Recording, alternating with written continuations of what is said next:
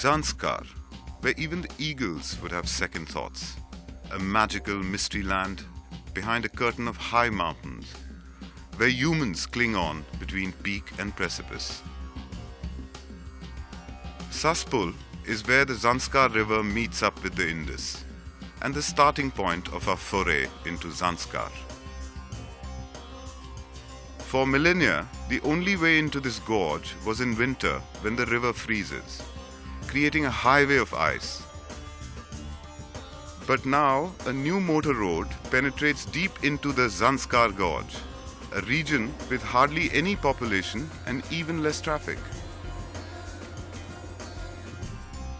Someday, this road will lead all the way to Padam. Today, we can make it to Chilling.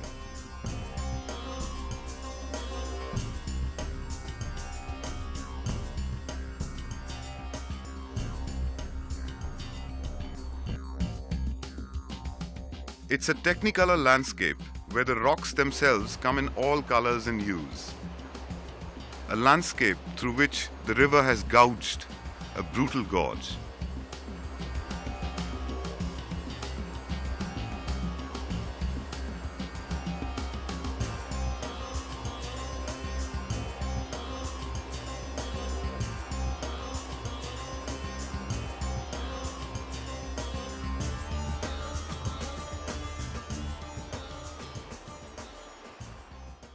Vipul? Yeah. Have a look at this.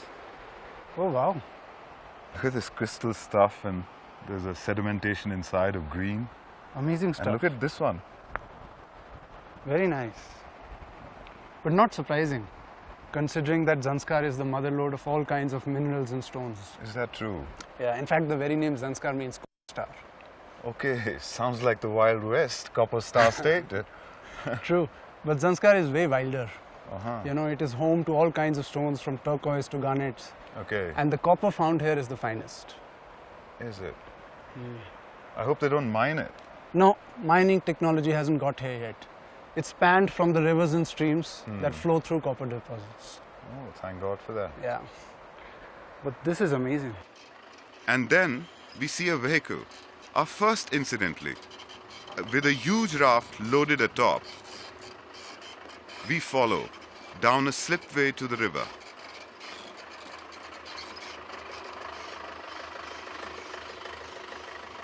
They quickly get down, unloading the raft as well as a kayak. We have our hopes up. Perhaps we can bum a ride.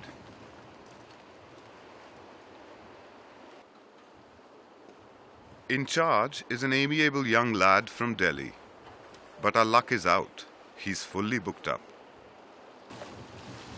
His team is going about their job of readying the raft. And soon, his rafters arrive. I'm impressed with the level of organization this needs. All the rafters are kitted out in neoprene wetsuits. The wind cheaters, life vests, helmets, soft shoes, and works. There's a lot of paraphernalia involved.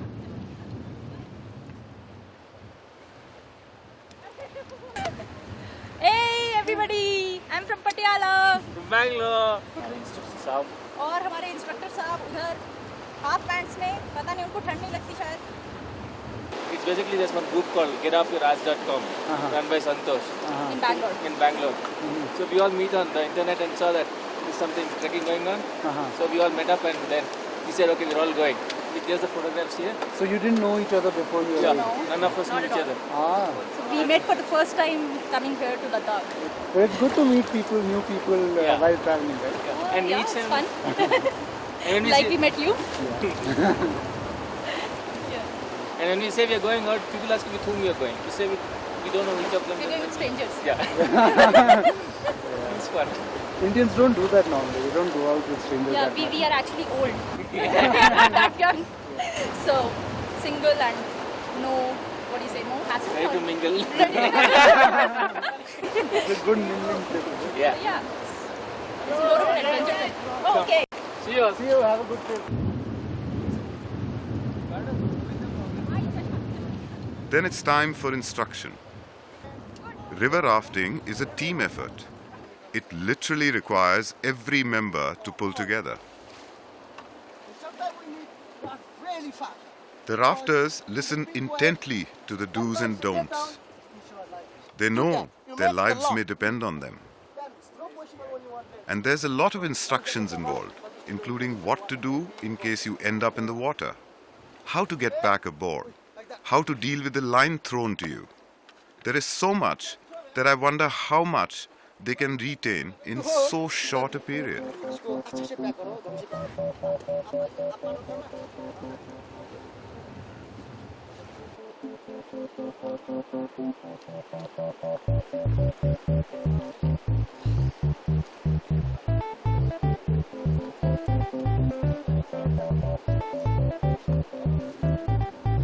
And then it's time to commit to the river, and the raft is pushed out.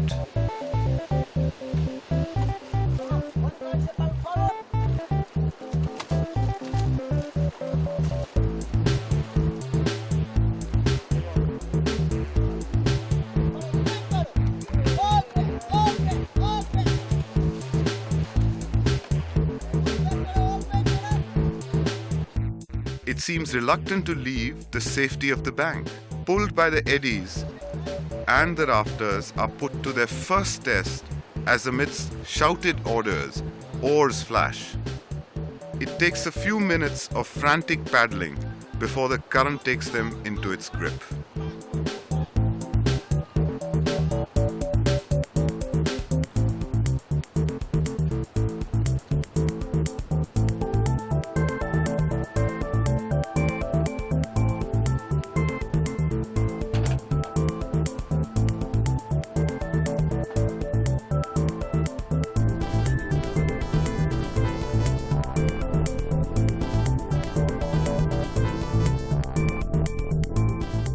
We carry on to our destination, Chilling, fabled village of the master coppersmiths of Zanskar.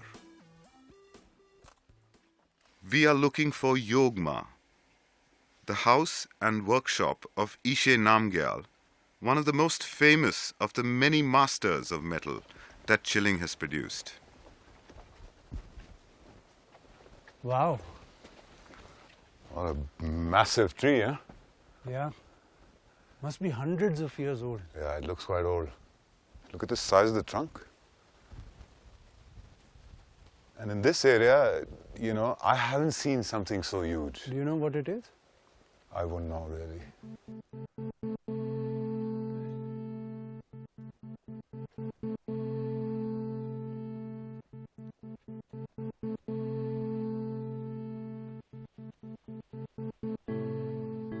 It takes us a while to locate Mr. Namgyal's house, for it's a spread out village with hardly anybody around to seek directions from.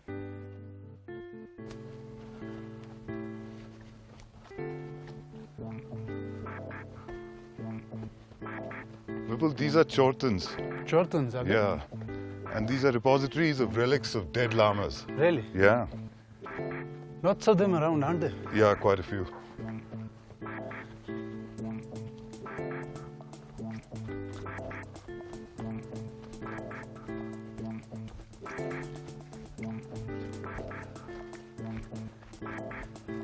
It's a lovely village. Very nice.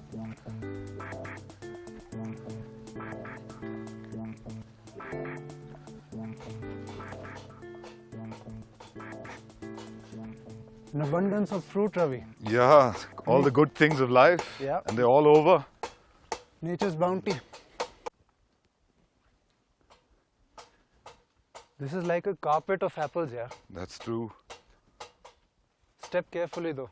Yeah, don't like to make apple jam.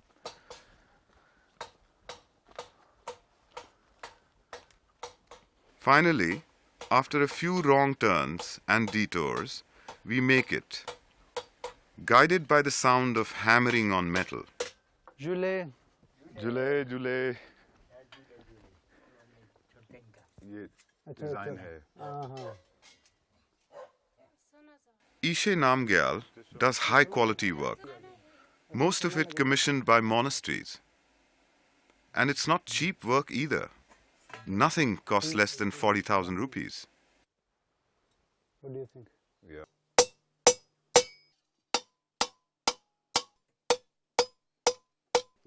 It's an amazing little workshop where the technology has probably not evolved for a few thousand years. You can feel the presence of an uncounted number of generations here. ऐसा पूरा एक बनाने में कितना समय लग जाता होगा? तो चलता ही इस साल से 2 महीने से ज़्यादा लगता है.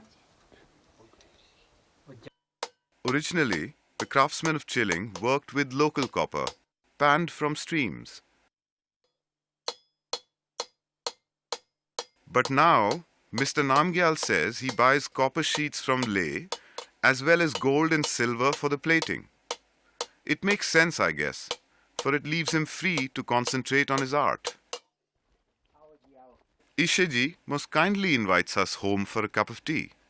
We quickly accept because both of us are keen to get a good look inside a typical Zanskar home.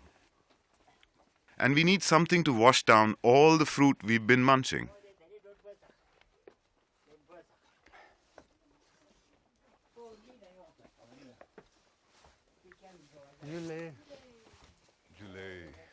Inside, it's a large living area with the kitchen along one side. It's probably the neatest kitchen I've ever seen. The huge iron stove keeps the room livable in the Arctic winter. The tea is butter tea, of course. That means it's made with butter and salt. I've always liked it. It's more like a soup. It's also very necessary in the high altitudes where the body needs all the water and salt it can get. Dehydration sets in very quickly here, and there's a limit to how much cold water you can drink.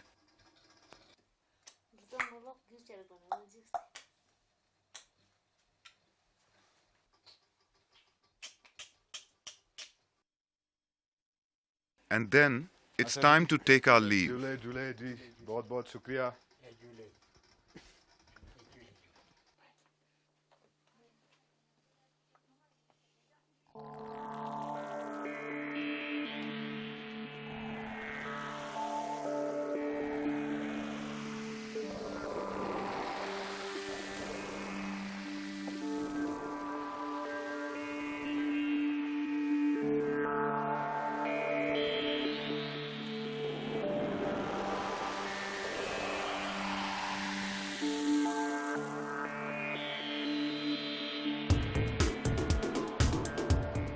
From Chilling, the motor road goes only another few kilometers. Someday, it will lead to Padam, but for now, we have to go the long way round.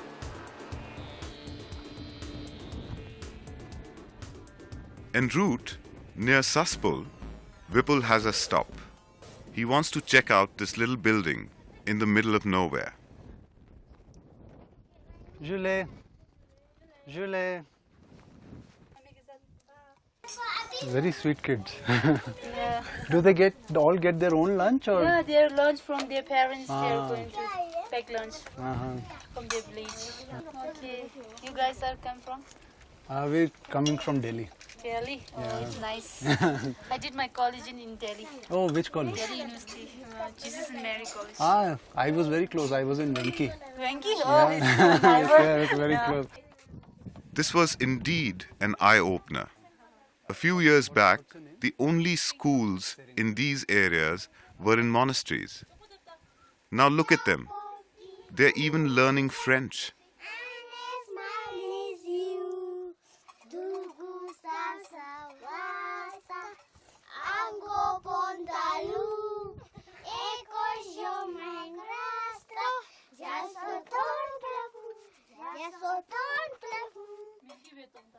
The Milky Way upon the highway is twinkling just for you.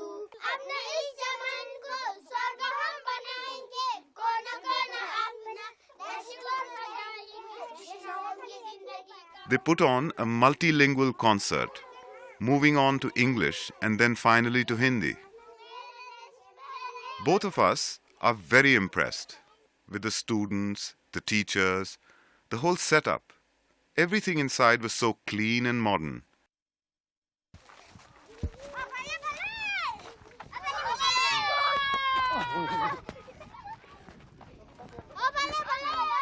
These are indeed global times. The send-off is Balle Balle.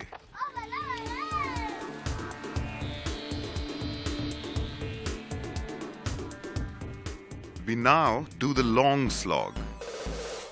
2 days via Kargil and up the Suru Valley. Finally making it to Ringdam to witness the Gompa spotlit by the dying sun. The next morning, we make an early start from Ringdam and a dozen or so kilometers later are at Pensila, our gateway to Zanskar.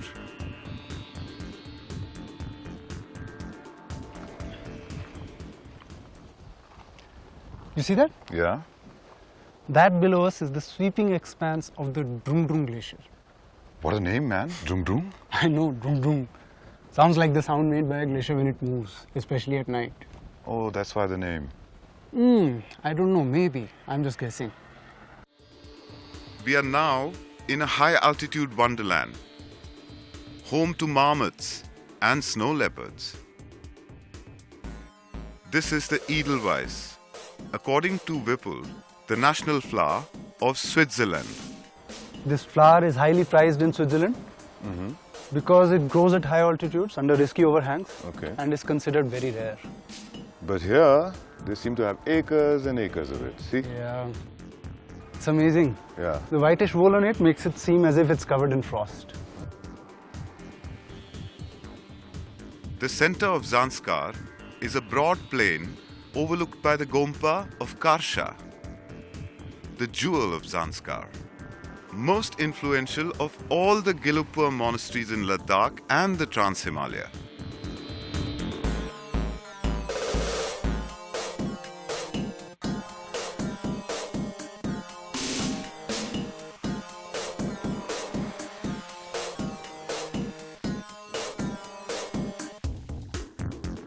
Between its imposing walls, Karsha is like a vibrant mini-city.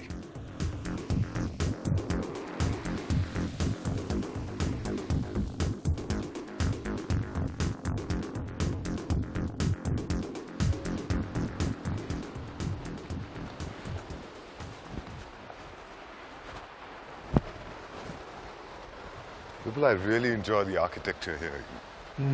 The door frames, the windows. But one thing I can't understand, all over in the Himalayas, you have sloping roofs, you know. Right. Here you have flat roofs. Well, they don't actually need the sloping roofs because it doesn't snow much here, although it is bitterly cold. Okay, So they use the flat roof as a place to dry and sun stuff. okay. And what are these houses made of? Well, they're made out of bricks, which are Okay. made out of river sand Yeah, I can see it. with straw as binder. Okay. And the tops have a special dried grass which acts as an insulant. Okay.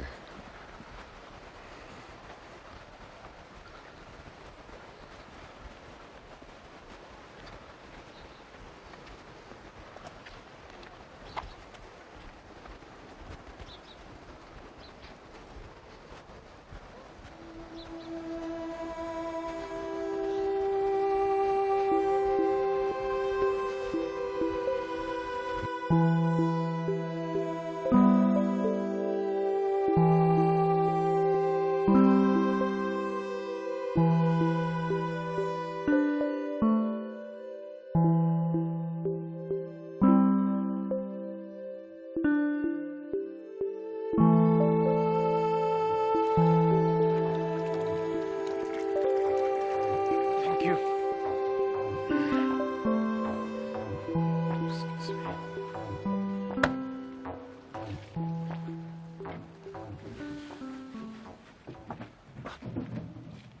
Here. Thanks, man. But what's the point, yaar? It's still going to get dirty 2 kilometers down the road. Yeah, but we're making a beginning, every day we have a bath, we wear fresh clothes the same way. The car should also look neat.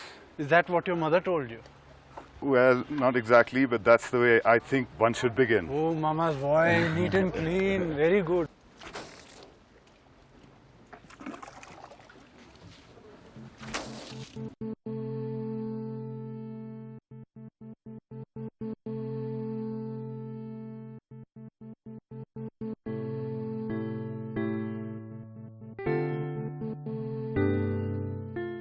Our return journey gave us the closest encounter yet with the bharal, the Himalayan blue sheep. We had seen them often at high altitudes, in Spiti and near Taglangla, but always on a far-away slope. Here we didn't even need binoculars. We moved cautiously and stealthily closer in the gathering evening gloom. They didn't seem to notice us. It helped that we made no sound at all. It was an amazing experience. Unaware that they were being watched, the youngsters frolicked and gambled, kicking up their heels and burning off excess energy as kids are likely to do.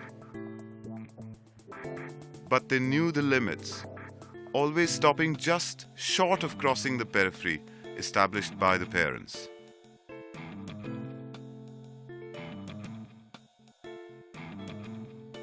Earlier, we had always seen them in their summer coat, brown. This was the first time that I could understand why they are called blue. The sheep portion I still don't understand. They look like goats, though Vipul claims they are a sort of cross.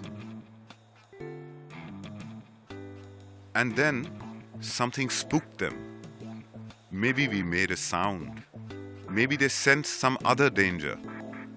But their attitude changed. They are now a lot more wary, and as we sat frozen, they herded the young in close. The chastened youngsters also now matched step with the parent, and without any panic, they moved further down the hill.